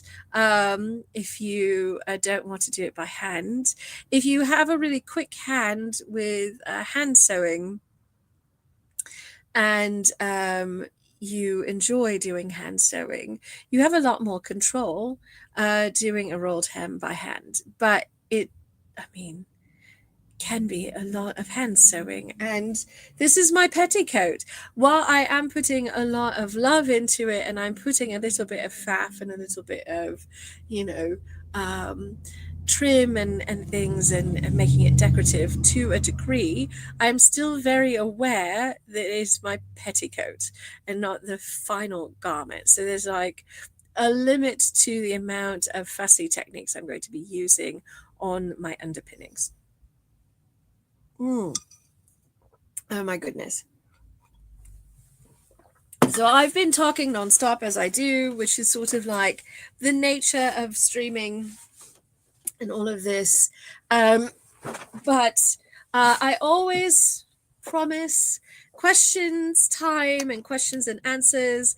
I don't know if anyone's had any questions about anything and I've just missed them or been ignoring you, or you felt like you can't ask because I'm fighting the good fight with this wild presser foot situation. But please ask away. I'm probably going to have to move over to the ironing board for the next bit. And we don't have that much longer together, to be honest, probably 15 to 30 minutes before I run out of tea and run out of steam and have to go make a charcuterie or something to pick me up. So, but this is a perfect time if you have some sewing questions or whatnot. Otherwise, I hope you've all marked your calendar, because on Friday we have a very, very special guest joining us. Gail Carragher is going to be our wonderful Friday night tea time guest. We do our Friday tea right here in all the places you are watching tonight at 6:30 p.m. Pacific time. And we have a gay old time, if I may make a joke. So it's wonderful. I love doing it. And I'm very excited, very keen that Gail is joining us, because we haven't had her on in a while, and we adore her. We got to see her at Worldcon, and we're getting ready to see her at TUSCon, which is our next convention that's happening in November right here in Tucson, Arizona. So the Grand Arbiter is flying in to join me at TUSCon. I'm the toast mistress for TUSCon, so I'll be opening the ceremonies and saying lots of things that are silly and I hope also sweet. Oh no, Alicia has to sign off. The kitties were sleeping, they were quiet, and now they're waking up. The ravening horde is coming for her. It was so good to see you too, Alicia. Please take very good care, my friend, and I'll see you Friday, I hope. So, yes, but we are going to be at TUSCon. That's happening the second full weekend in November, 7th, 8th, and 9th. Tickets are still available for TUSCon, and I believe there are still rooms available in the room block if you are like, oh, I want to go and I want to stay on site. I don't want to drive back and forth, or I'm going to have a whimsical trip at the last minute and like road trip or whatever, come join us. It's going to be a wonderful time. And I love this convention. I'm very involved behind the scenes as well as being there to present panels and do some performing with the Grand Arbiter. We will have the fantastic cog match game happening Friday night, and then Saturday afternoon we're hosting the Iron Tailor competition. I love this. I'm very excited. It's the only place we host Iron Tailor these days, in part because Iron Tailor is a big production and requires us to load in basically a very rough and ready sewing workshop for people. So we have to pick our battles wisely for where we're going to be doing that event. But it's wonderful. And typically we field 2 teams of competitors at Iron Tailor. So,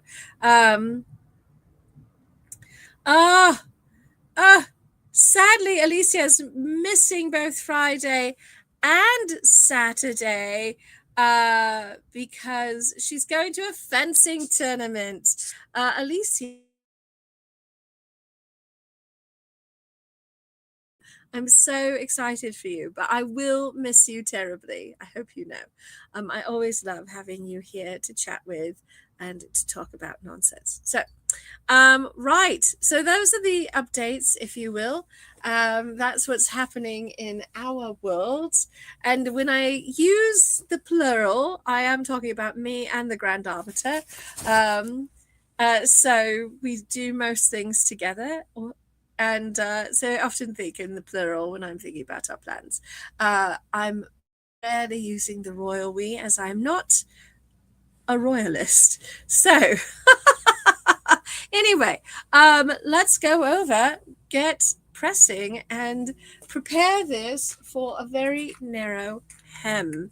My favorite type of hem, actually. So I do all sorts of hems. I love a narrow hem if I'm going to do one by machine. Often, whenever I have the time and the stamina, if I'm going to do a sort of wider hem, I like to finish it by hand. But that's a real commitment in terms of time and hand strength and energy. So I will often find other ways to do my hems by machine so that they look really beautiful and very professional, but require less of my stamina and save my hands. So I make hats, as many of you know, as well as corsets, and both of those things require a lot of hand strength, and hat making especially puts a lot of wear and tear on your hands. And so I have to save my hands and make sure I have hand strength to do those hat making tasks when I want to be doing them. So I tend to save my hand stitching for the hat making, if you will. All right. One moment as I transform and also move cat toys.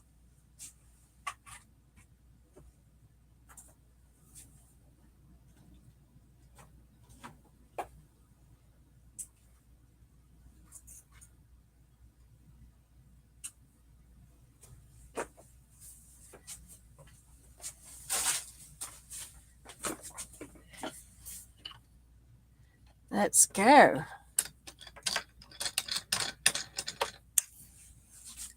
How exciting.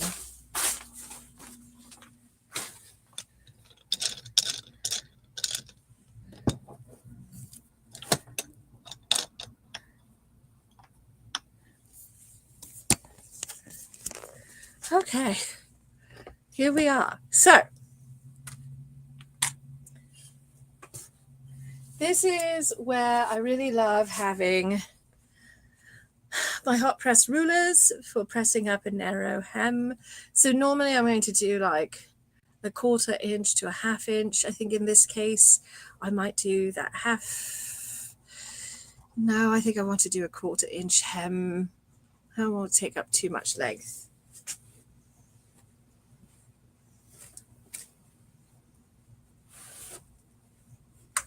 I'm heating my iron. All of this fabric is cotton, which is really helpful.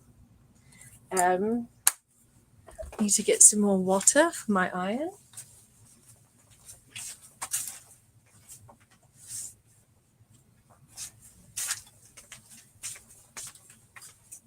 So normally I keep this pitcher very full of water, but sometimes I forget to refill it.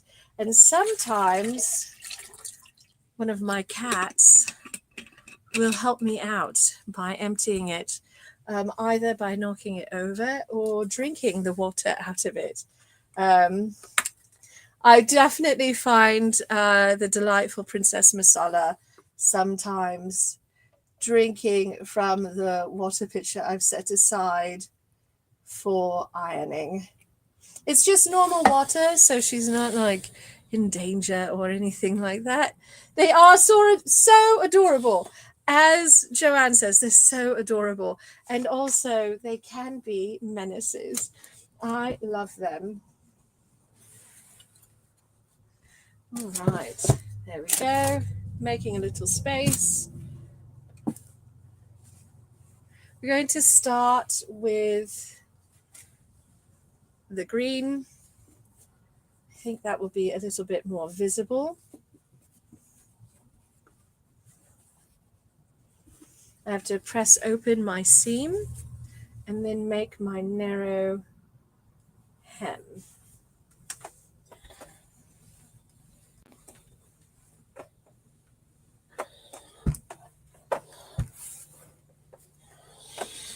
Everything got really pressed before I started working on them, but of course they've been manhandled quite a bit, so they've started to have a few little wrinkles and whatnot.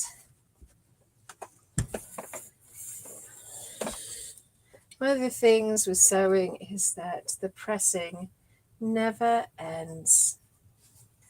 All right. Also, this is a really good place to be using your silicone finger guards. I'm going to be getting my fingers very up close and personal with the steam of the iron. And the last time we did some pressing live, I absolutely singed myself. So I'm going to try and be smart this time. Oh my gosh, what's it? Oh, hold on here. Joanne says, we have finally trained Palm out of opening our underwear drawer and spreading our underthings all over the bedroom. Oh my gosh. I love them, but they are menaces, right? Like wonderful menaces, but menaces. Okay, let's see if I can give you a top-down view of the pressing area.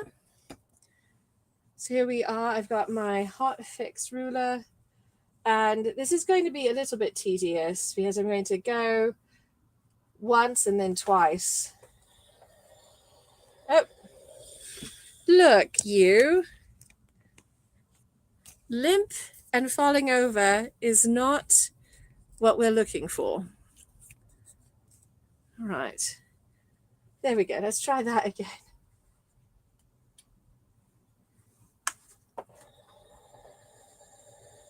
So I'm using the ruler to help me keep my hem fairly even.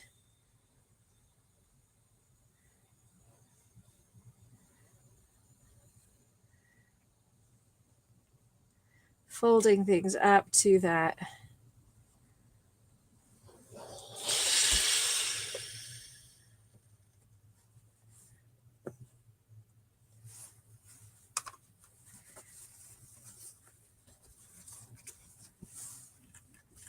Honestly, I think I accidentally folded it up to the 1/8 of an inch and not the 1/4. So let's just start over. 1/4, not 1/8. Let's try again. All right, there we go.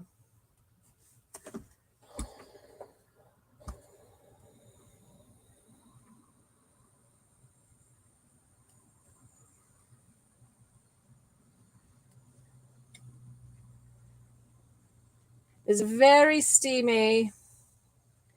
I'm so grateful for these silicone finger cots.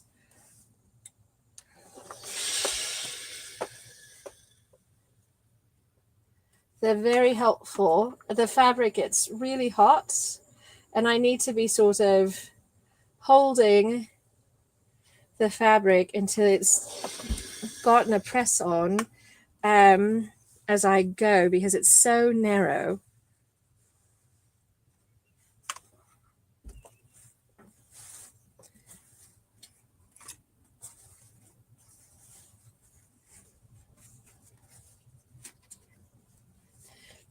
One thing I dislike about the silicone finger protectors is that I can't feel anything.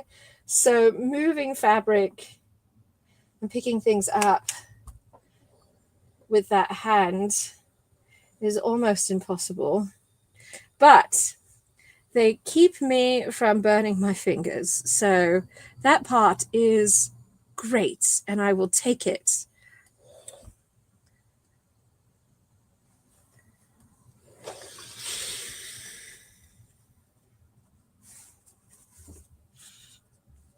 I haven't serged any of my edges. They don't really need it because I'm going to be hemming them.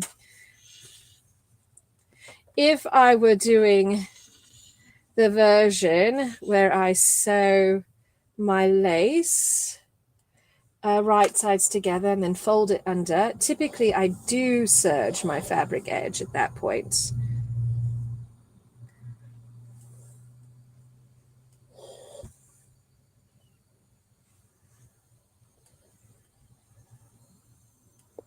Because it will not be otherwise finished.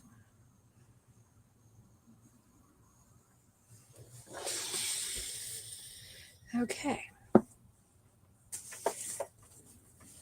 So now that I've given this a single pass, I'm just going to fold it up again, exactly the same amount, and press in place.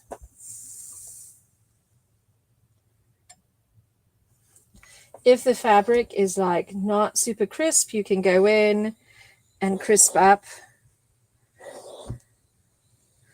that edge. Make certain it will do your bidding.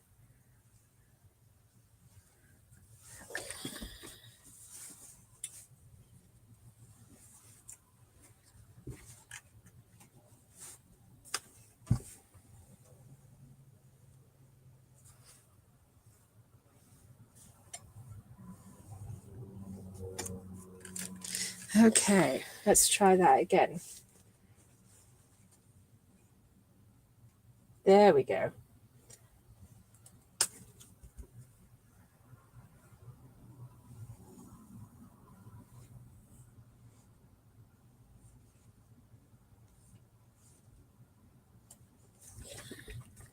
And this is a great place to use your clapper, because now that we've got multiple layers of the cotton, it doesn't necessarily want to stay where I'm putting it. So I need to reinforce my pressing.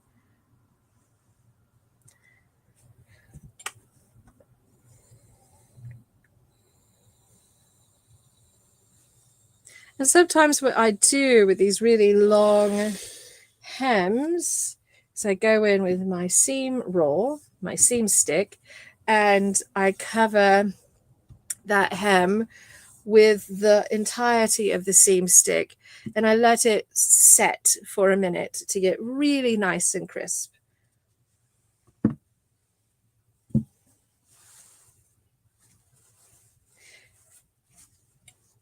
And while it seems a little bit tedious to do all of that, it will save me pain and suffering later when I go to stitch things, because I won't be fighting with my hem.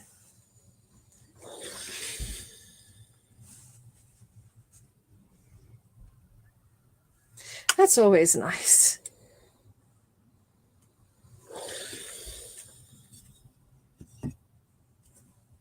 I love it when I don't have to fight with the fabric.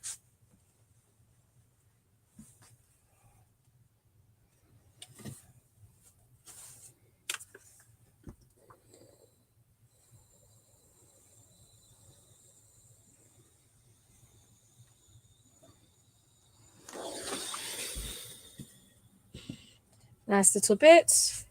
And of course, I'm going to press again from the top side. I want this to be nice and crisp and just a really clean hem.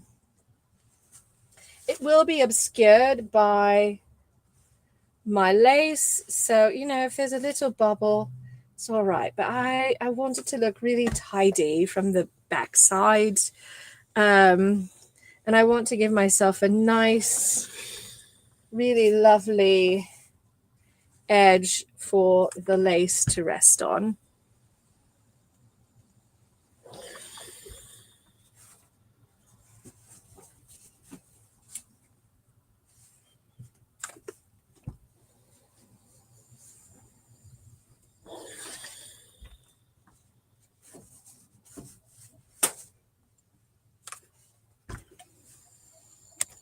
So glad.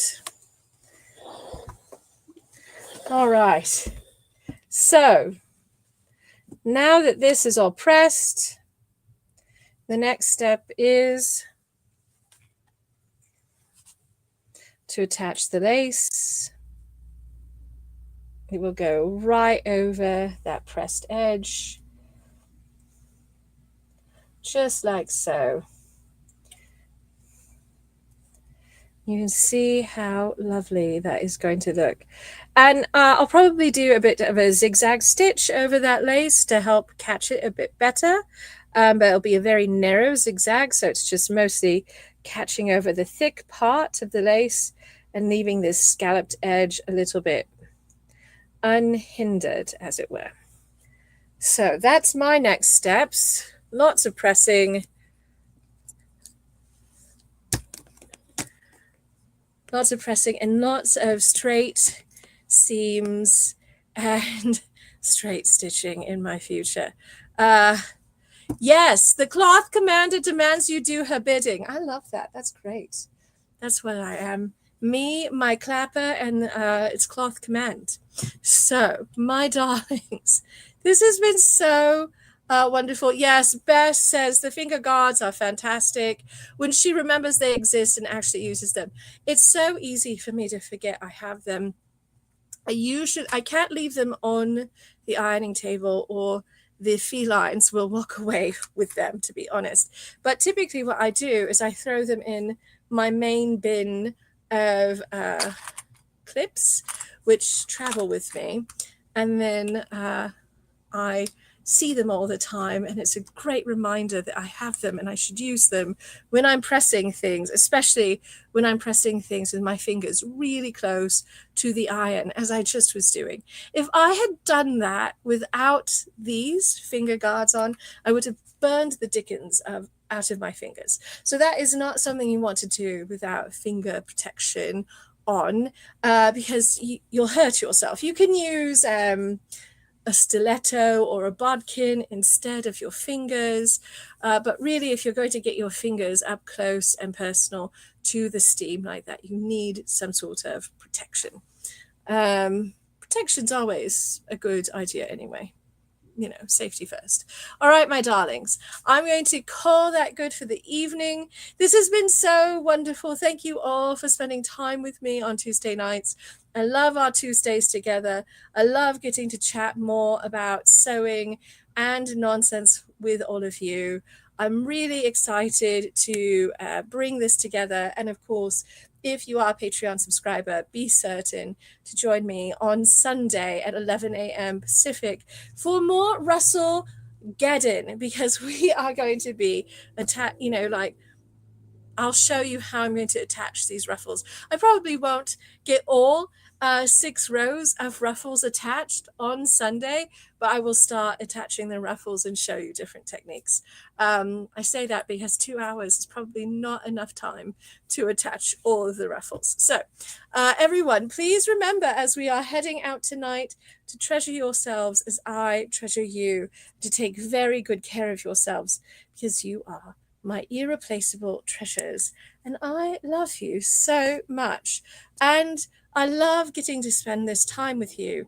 And if you don't take care of yourselves, I can't do that. And I will be very sad about that. And then I'll have to haunt you like an enraged cat and knock all your teacups off forever. So please take really good care of yourselves. If you are not yet a Patreon subscriber, please join us on Patreon. And with that, my darlings, I will wish you a very good night, and I will see you on Friday. Cheers, everybody.